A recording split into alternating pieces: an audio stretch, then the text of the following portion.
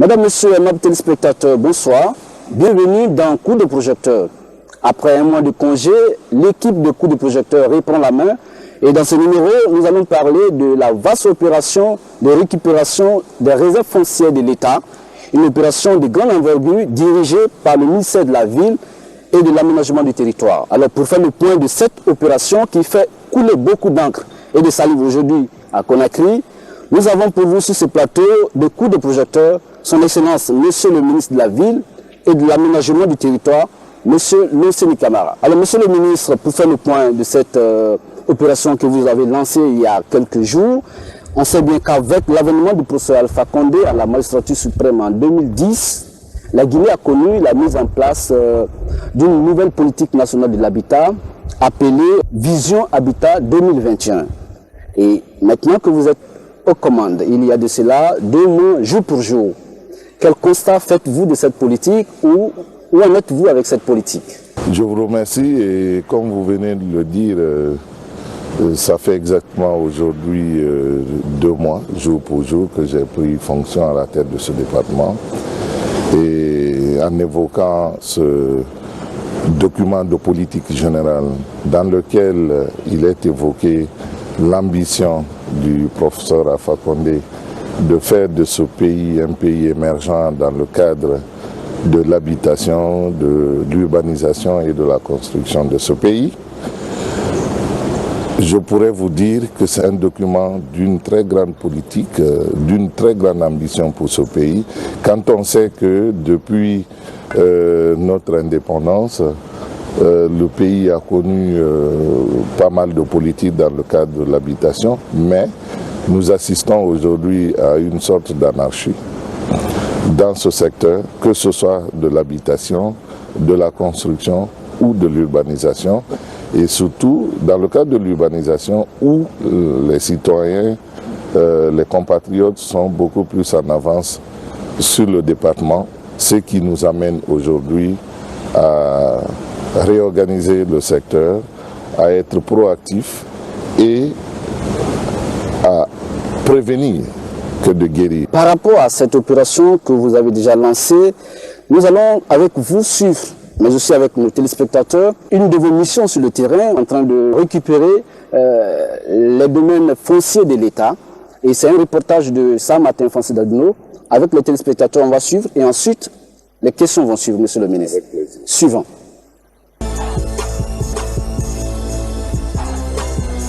Les occupations anarchiques des réserves foncières de l'État. Le phénomène est devenu banal à Conakry.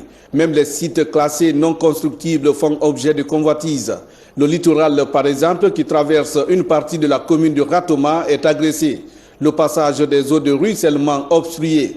Les responsables et les techniciens du ministère de la Ville et de l'aménagement du territoire sont sur le terrain pour freiner le phénomène.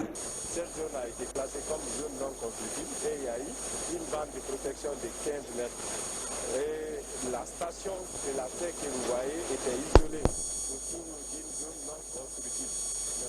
À date, il y a eu des aménagements qu'on pourrait dire clandestins, parce qu'on a à date des 4 aménagements qui sont différents les uns les autres. C'est la première visite sur ce site du nouveau locataire du département et deuxième pour les cadres. Cette fois, le premier bruitage de la machine s'est fait entendre pour restaurer l'autorité de l'État. L'acte vise à faciliter la fluidité de l'eau et à préserver cette zone dite non constructible.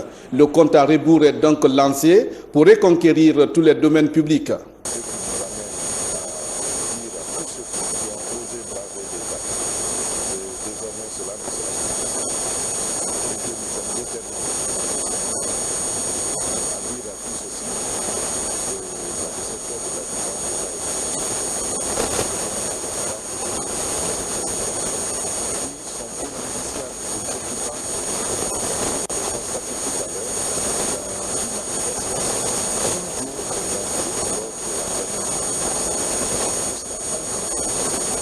C'est un littoral complètement envahi. Confusion totale au sein de l'équipe des techniciens du secteur. Ici, la falsification des titres fonciers et d'autres documents d'aménagement est fréquente.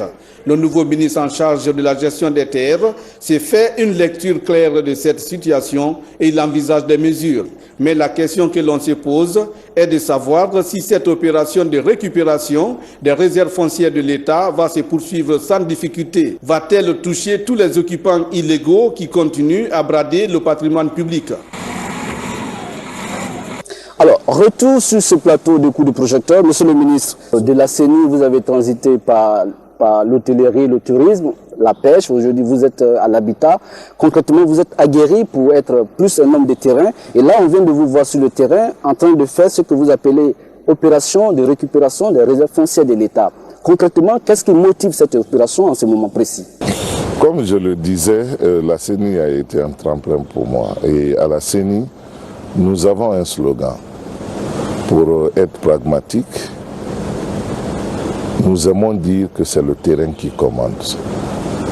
Le bureau, c'est pour la grande administration, mais lorsque vous voulez être équitable, vous voulez être juste, vous devrez y aller vous-même constater pour pouvoir faire vos propres opinions et convictions sur la décision que vous allez prendre. Et cette expérience aidant, j'ai pu donc au niveau du tourisme appliquer la même vision qui a vu aujourd'hui certains hôtels de haut standing soit finir leur rénovation complète. De là, je suis venu à la pêche, qui est un autre monde, un monde différent où on ne parle que de vendre, d'alimentation de la population. Et là également, la pression est énorme, mais qui n'atteint pas quand même la pression qui se trouve au niveau de la CENI. De là, nous sommes à l'habitat. Et à l'habitat, c'est un autre monde.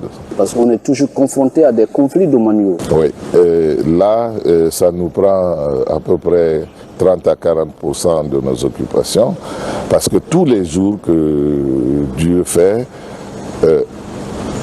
nous ne recevons que des plaintes, des réclamations. Donc il faut juger entre les citoyens. Et comme je le dis, pour mieux juger, il faut être sur le terrain.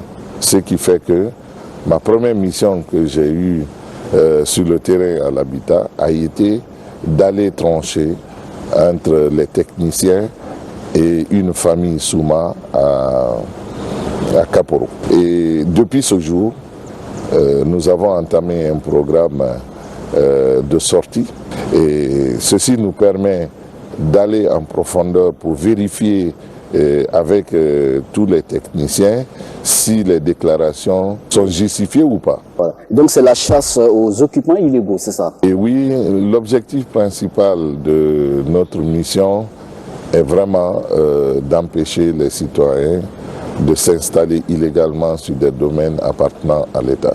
Mais monsieur le ministre, ne pensez-vous pas qu'il vaut mieux garantir les réserves de l'État plutôt que de laisser les gens s'asseoir, s'installer et après procéder ensuite au déguerpissement? Lorsque vous prenez des décisions après des lotissements d'un certain nombre de domaines à un endroit donné et que vous dédiez une partie à l'État comme état réserve de l'État, et même quand c'est dans le cadre de la demande des coutumiers qui demandent généralement à viabiliser leur domaine, et l'État a toujours une partie de ces domaines qui sont viabilisés. Mais lorsque c'est fait et que l'État n'occupe pas, les citoyens viennent s'y installer. Les citoyens viennent s'y installer même sans documentation, ce qui est dommage.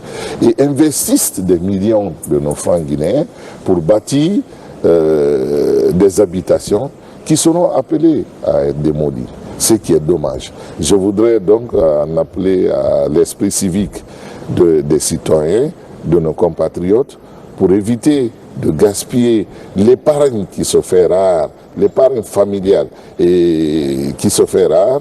Je voudrais vraiment les exhorter à s'adresser lorsqu'ils veulent une parcelle, lorsqu'ils veulent un domaine, pour construire soit une habitation, soit un commerce qui s'adresse à nos directions préfectorales ou au ministre de la Ville et de l'Aménagement du Territoire afin de pouvoir, dans la garantie, obtenir ces domaines-là pour le reste de leur vie et pourquoi pas pour leur famille. Alors, monsieur le ministre, par rapport à ça, rapidement, on va suivre un micro-trottoir de notre reporter Martin Fancinadino pour comprendre ce que le citoyen lambda pense de cette opération. Merci. Suivant. Que l'État récupère, c'est bien, c'est normal. Par exemple, on ne peut pas acheter un terrain comme si on allait au marché de Boulbinet pour s'acheter du poisson. Hein. Il y a des professionnels qui vous aident à acheter un terrain. Et le premier des professionnels, c'est le notaire. Quand on parle de titres fonciers multiples sur un terrain, si vous faites appel à un notaire, il va vous épargner ce genre de déconvenus. Même moi, j'ai eu un cas comme ça. Ici, à Domdola, j'ai payé un coin ici. C'était un coin qui n'était pas recasé. C'était un coin qui était un jeune de recasement. L'État, c'était pour l'État. L'État devait recaser les gens. Alors, quand ils m'ont dit de ne pas habiter, de ne pas construire, je n'ai pas construit là-dessus. Donc, toute personne, tout le monde est dans la loi. Personne n'est hors de la loi. Une fois que les domaines-là sont récupérés par l'État, l'État, normalement, doit aussi construire ces domaines-là pour tous les Guinéens, pour la population. Normal, ce que l'État a fait. Normalement, tous les domaines de l'État, de là jusqu'à Zéro-Kouré, si c'était moi le ministre, ils allaient récupérer tout. L'État, c'est l'État. Il n'y a pas un pays sans loi. Il faut la loi, il faut appliquer la loi. C'est ce qu'ils sont en train de faire à Kétea, n'importe où encore, il faut enlever tout. Maintenant, monsieur, retour sur ce plateau. Monsieur le ministre, les occupants aujourd'hui déguerpillent sur ces terrains. On a vu ce que disent les populations. Les occupants déguerpillent, soit des occupants illégaux ou des occupants qui ont des documents dûment signés par vos cadres. Je pense, quelles sont les mesures en vue?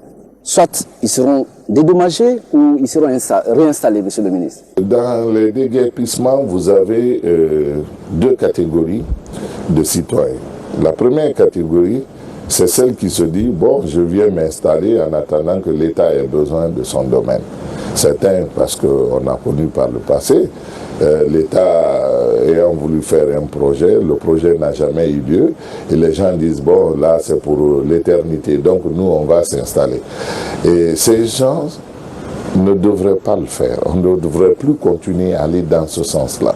Pour la simple raison qu'aujourd'hui, dans le cadre de la politique de l'habitat, comme vous venez de le dire, Vision Habitat 2021, l'État veut doter ce pays d'habitation dans le cadre de l'amélioration du cadre de vie des Guinéens et de leur existence. Nous sommes en discussion avec plusieurs partenaires. Nous avons signé déjà quelques conventions pour la construction de logements. De logements, soit de logements sociaux, soit de logements de haut standing, pour donc, je le dis bien, améliorer non seulement l'habitation, mais le cadre de vie, par conséquent le cadre de vie des citoyens guinéens. Donc, il ne faudrait pas que les gens prennent l'habitude d'aller s'installer sur les domaines de l'État. Et en tout cas, pendant le temps que je serai à la tête de ce département, je mettrai tout en œuvre pour récupérer tous ces domaines de l'État qui sont illégalement occupés pour que nous puissions honorer nos engagements vis-à-vis des partenaires qui n'ont besoin que de domaines pour commencer les constructions. La deuxième catégorie qui ont des documents légaux. Je dis bien documents légaux, parce qu'il y en a qui ont des documents, mais qui sont des faux documents, qui ne sont pas des documents légaux délivrés par le ministère de la Ville et de l'Administration et de l'Aménagement du Territoire. Et ceux qui ont des documents légaux, lorsque nous avons besoin de réaliser un projet sur un domaine dédié déjà ou attribué aux citoyens guinéens, nous, en fait, engageons des négociations. Lorsque c'est pour cause d'utilité publique. Lorsque c'est pour cause d'utilité publique, c'est pour l'ensemble des Guinéens. Ce n'est pas pour une entreprise, ce n'est pas pour un ministre, ce n'est pas pour qui que ce soit, c'est pour tout le pays. Je prends l'exemple. Le cas de la construction des Blue Zones dans les communes de Conakry. Nous avons été confrontés à des difficultés au niveau de Sonfonia, pour la Blue Zone de Sonfonia au bord du lac. Nous avons trouvé qu'il y avait un très grand atelier de soudure qui également formait des apprentis dans le cadre de la chaudronnerie, mais qui n'a pas sa place là-bas. Sa place se trouve où? Sur des domaines dédiés aux unités industrielles. Dans ces conditions, nous avons demandé à l'intéressé de passer par son département, qui est le ministère de l'Industrie, et écrire à notre département pour que nous puissions le trouver un domaine là où les unités industrielles doivent être. Donc en compensation, vous trouvez à ces occupants qui ont des documents légaux, des places et des superficies fiables. Maintenant, le cas où il y a des problèmes, monsieur le ministre, c'est quand certains citoyens ont à leur possession des documents dûment signés par votre administration. Mais c'est dans ce cadre-là, nous recasons les personnes. Nous trouvons d'autres domaines pour pouvoir les recaser et même les dédommager.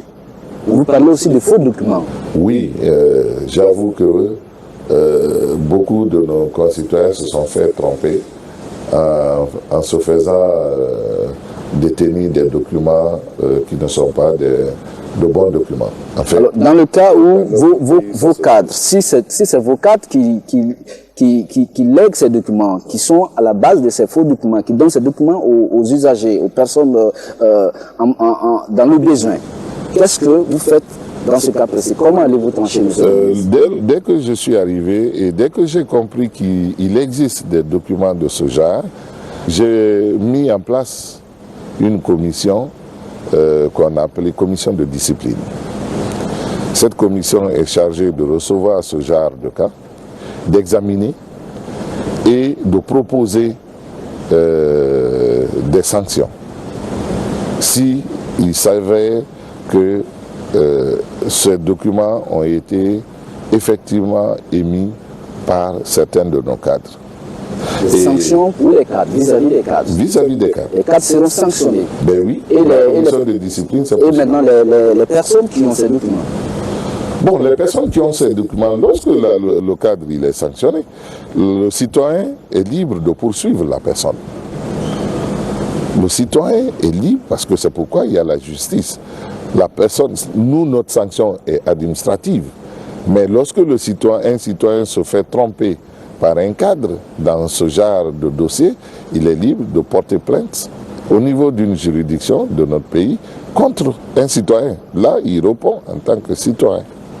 Mais un cadre qui agit au nom d'une administration. Oui, lorsque le cas est, je vous dis parfois, est avéré, nous suivons les règles en la matière dans le cadre du statut général des fonctionnaires qui a quand même échelonné les sanctions en partant d'une simple suspension à la radiation. Alors, monsieur le ministre, sur ces sites déguerpis, ces domaines que vous êtes en train de récupérer de l'État, urgemment, dans l'immédiat, qu'est-ce qui est prévu sur ces sites? Parce que vous avez dit tout à l'heure que la nature aurait du vide, c'est pendant qu'on a encore en mémoire l'expérience des Caporal. Les deux types de déguerpissement auxquels nous avons procédé ces derniers temps concernaient, en premier lieu, les DPM, les domaines publics maritimes, où certaines personnes se sont permis d'aller construire sans aucune autorisation. Nous avons donc procédé à la démolition de ces édifices et surtout à la libération de certaines emprises qui bloquent l'évacuation d'eau.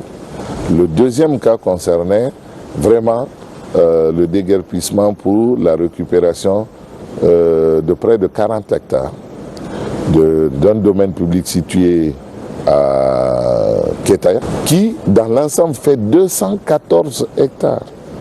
214 hectares de Kétaya sont des domaines publics que nous allons récupérer au fur et à mesure que nous signons des conventions avec les entreprises.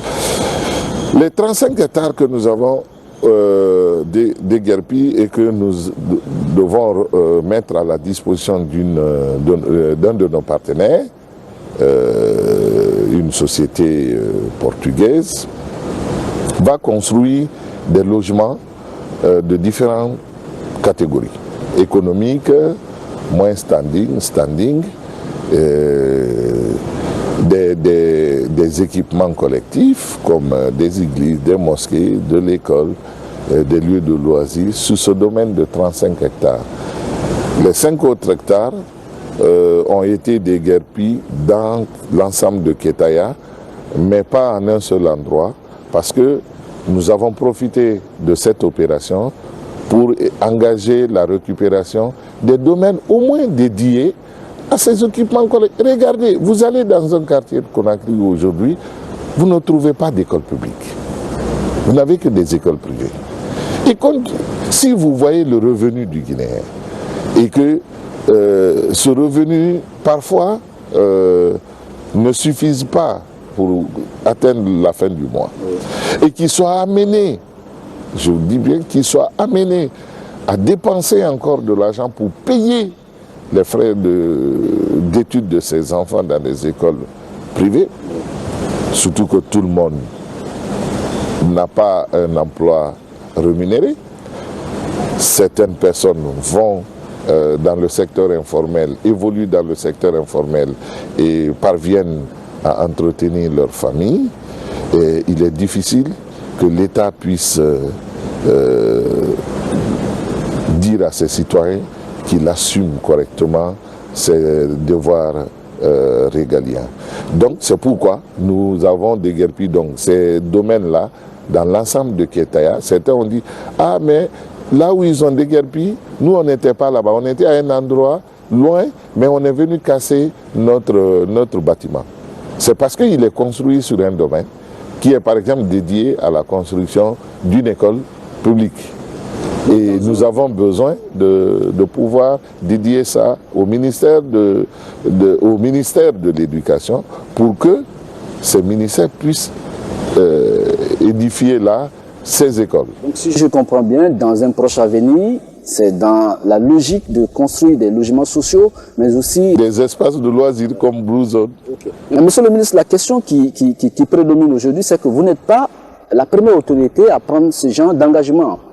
On a vu des autorités avant vous qui ont commencé et puis après l'opération s'est arrêtée. Ce qui fait croire que cette opération, c'est une opération feu de paille. Ceux qui ont suivi mon petit parcours, depuis 2007, de la CENI en passant par le tourisme et la pêche, savent que lorsque je m'engage pour une action, je vais jusqu'au bout, lorsque ceux qui m'ont mandaté me le permettent. J'ai cité des exemples tout à fait au début de cette émission et je crois encore, tant que Dieu me prêtera vie et tant que le Premier ministre chef du gouvernement et le président de la République, professeur Alpha Condé, continueront à me faire confiance pour diriger ce département, soyez rassurés que nous ne baisserons pas les bras et nous continuerons à récupérer ces domaines publics pour le bonheur des Guinéens. Alors on sait bien que le président de la République, le professeur Alpha Condé, son gouvernement, les actions envisagées donnent déjà un lieu d'espoir pour le développement de la Guinée. Mais puisqu'en Guinée, il est difficile de changer le comportement, monsieur le ministre, une fois encore, est-ce que vous avez à expliquer aux populations l'utilité de cette opération? Chaque fois que nous sommes sur le terrain, nous ne manquons pas d'entretenir certains citoyens qui s'intéressent à nos opérations et nous leur expliquons que, je prends l'exemple, sur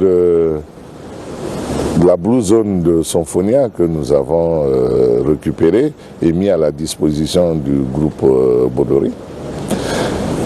Dans cet endroit, quel est le fils d'un Guinéen? Quel est le Guinéen qui sera interdit d'accès à ce site? Tout le monde y aura accès. Il y a une université à côté où les étudiants n'auront plus besoin d'aller chercher des lampes ou des bougies dans leur chambre pour pouvoir réviser. Ce domaine public, ce n'est pas pour monsieur le ministre. Ce n'est pour aucun Guinéen, c'est pour l'ensemble des Guinéens. Donc pour moi, le faire, c'est rendre service à ce pays. Je vous jure, je suis souvent très heureux. C'est vrai que nous passons des moments difficiles lorsque nous voyons vraiment des bâtisses partir en fumée, parce que simplement on n'a pas cru en l'État dans ce pays.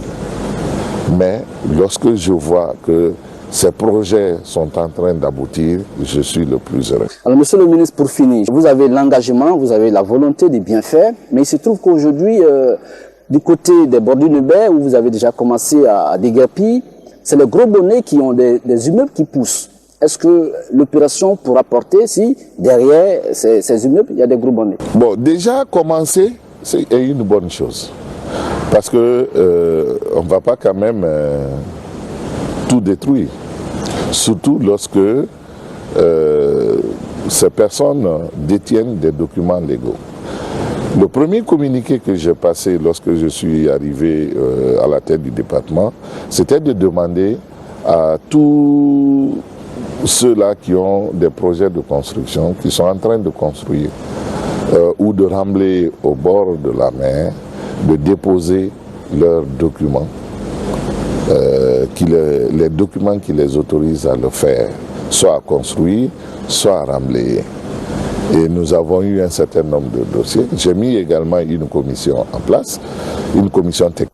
L'intéressé a respecté toutes les procédures en la matière, donc a obtenu une autorisation légale. Nous ne pouvons pas nous attaquer à ce dernier. Le pays, quand même, est un pays de droit. Et dans ces conditions, lorsqu'il y a un problème dans la construction, nous faisons des propositions avec les intéressés. Par exemple, qu'il n'y a pas de voie de circulation de l'air marin.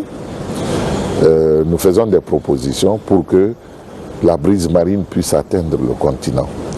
Lorsqu'il y a des problèmes d'évacuation d'eau usée, nous faisons des propositions et nos techniciens suivent sur le terrain pour l'application de ces propositions pour que les eaux usées puissent être évacuées.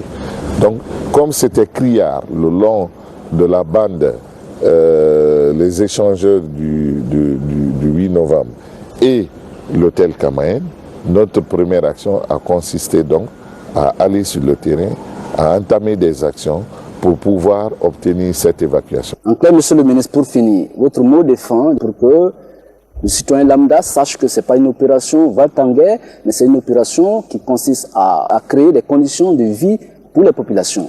Nous n'avons pas pour but de rendre malheureux les Guinéens, non, loin s'en faut.